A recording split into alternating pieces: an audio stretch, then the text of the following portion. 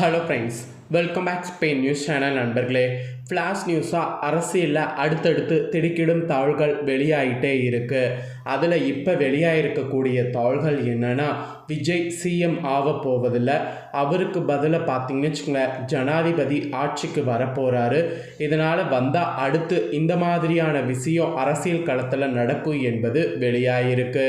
வெளியான இந்த ஃப்ளாஷ் நியூஸை பற்றி தான் இந்த வீடியோவில் ஷேர் பண்ண போகிறேன். ஸோ அப்படி என்ன ஃப்ளாஷ் நியூஸ் இப்படி வந்திருக்கு அப்படிங்கிறத வாங்க டீட்டெயில்டாக பார்க்கலாம்.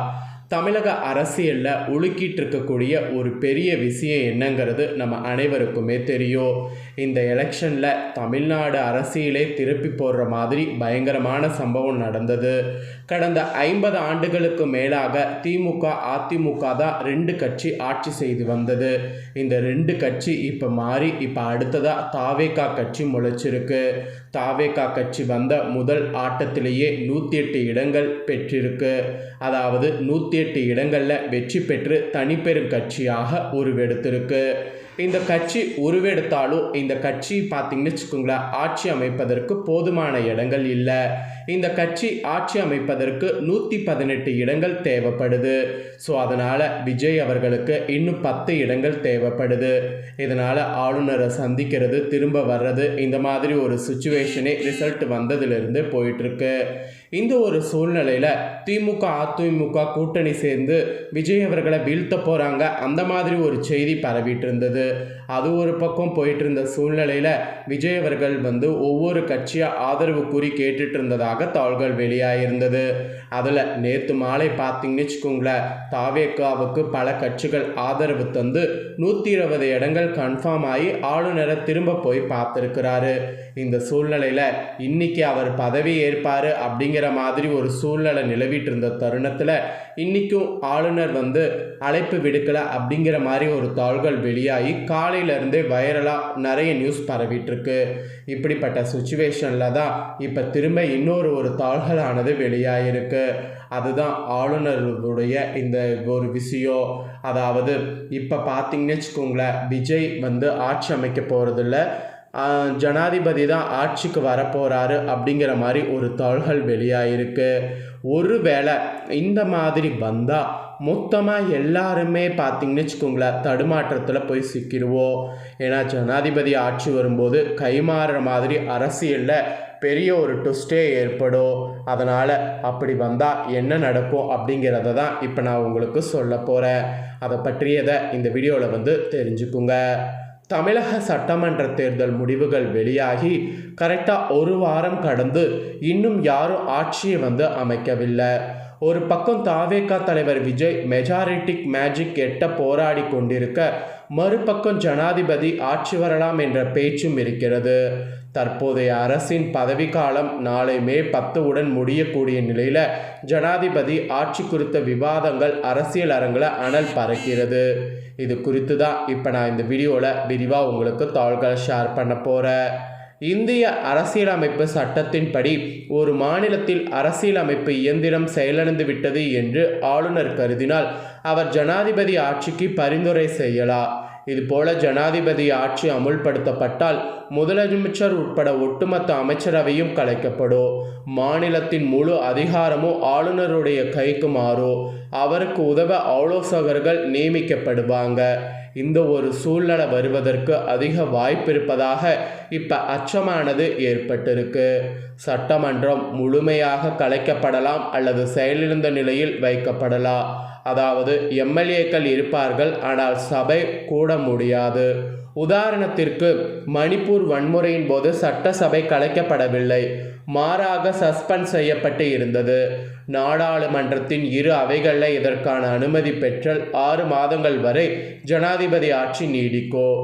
தேவைப்பட்டால் இது 3 ஆண்டுகள் வரை கூட நீட்டிக்கப்படலாம். இந்த மாதிரி ஒரு சூழ்நிலை ஏற்பட அதிக வாய்ப்பு இருப்பதாக தாள்கள் வெளியாகிருக்கு. முன்பெல்லாம் மத்திய அரசு நினைத்த நேரத்தில் மாநில ஆட்சிகளை கலைத்த வரலாறு உண்டு. சட்ட ஒழுங்கு சரியில்லை என ஆளுநர் ஒரு ரிப்போர்ட்டை கொடுப்பார். அதை வைத்தெல்லாம் மாநில அரசுகள் கலைக்கப்பட்டது உண்டு. ஆனால் 1994 உச்சநீதிமன்றம் வழங்கிய SR பொம்மை தீர்ப்பு ஒரு பெரிய மாற்றத்தை கொண்டு வந்தது. அதாவது பெரும்பான்மை என்பது ஆளுநர் மாளிகையின் ரகசிய அறைகளில் அல்ல, சட்டமன்றத்தில் தளத்தில் தான் நிரூபிக்க வேண்டும். இதுதான் அந்த தீர்ப்பின் சாரோ. இந்த தீர்ப்பு தான் இன்று வரை ஆளுநர்களுடைய தன்னிச்சையான முடிவுகளுக்கு ஒரு கடிவாளமாக இருந்து வருகிறது. ஸோ முதலமைச்சர் மற்றும் அமைச்சரவை நீக்கப்பட்டு நிர்வாகம் நேரடியாக அதிகாரத்தை கையில் எடுக்கும். இதில் மாநிலத்தில் அதிகார மையமாக ஆளுநர் இருப்பார். குடியரசுத் தலைவர் ஆட்சி என்பதால் ஜனாதிபதியின் பிரதிநிதியாக மாநிலத்தின் முழு அதிகாரம் ஆளுநரிடம் வந்து சேரும். அவரே மாநிலத்தின் நிர்வாக தலைவராக இருப்பார். ஆளுநருக்கு துணையாக டெல்லியில் 2 அல்லது 3 ஓய்வு பெற்ற IAS அல்லது IPS அதிகாரிகள் ஆலோசகர்களாக நியமிக்கப்படுவாங்க. கொள்கை முடிவுகள் எடுப்பதில் இவர்களே முக்கிய பங்கு வகிப்பாங்க. மாநிலத்தின் அச்சாணியாக தலைமை செயலாளர் இருப்பார். அரசியல்வாதிகள் இல்லாத சூழல்ல மாநிலத்தின் தலைமை செயலாளர் கிட்டத்தட்ட எல்லா முக்கிய முடிவுகளையும் எடுப்பார். அனைத்து துறைகளும் இவர் மூலமே ஒருங்கிணைக்கப்படும். அதே போல மாவட்ட அளவில் பார்க்கும்போது கலெக்டர்களிடம் அதிகாரம் இருக்கும். அமைச்சர்களுடைய தலையீடு இல்லாததால் அந்தந்த மாவட்டங்களில் மாவட்ட ஆட்சியர்களை இறுதி முடிவெடுக்கக்கூடிய அதிகாரம் கொண்டவர்களாக மாறுவாங்க. அதே போல கல்வி, சுகாதாரம் போன்ற ஒவ்வொரு துறையும் அந்தந்த துறை செயலாளர்கள் நிர்வகிப்பாங்க. அது மட்டும் இல்லாமல் ஜனாதிபதி ஆட்சி வந்தால் கவுன்சிலர், பஞ்சாயத்து தலைவர் பதவிகள் போய்விடும் என்பது ஒரு தவறான புரிதல். அதுதான் இல்லை. 73 மற்றும் 74வது சட்ட திருத்தங்கள் படி உள்ளாட்சி அமைப்புகளான ஊராட்சிகள், நகராட்சிகள், மாநகராட்சிகள் என்பது ஒரு தனித்துவமான நிர்வாக அடுக்கு. ஜனாதிபதி ஆட்சி அமுல்படுத்தப்படுவதால் மட்டும் வார்டு உறுப்பினர்கள், பஞ்சாயத்து தலைவர்கள் அல்லது மேயர்கள் தங்கள் பதவியை இழக்க மாட்டார்கள். அவர்கள் தொடர்ந்து தங்கள் பணிகளை செய்கிற மாதிரி தான் இருக்கும்.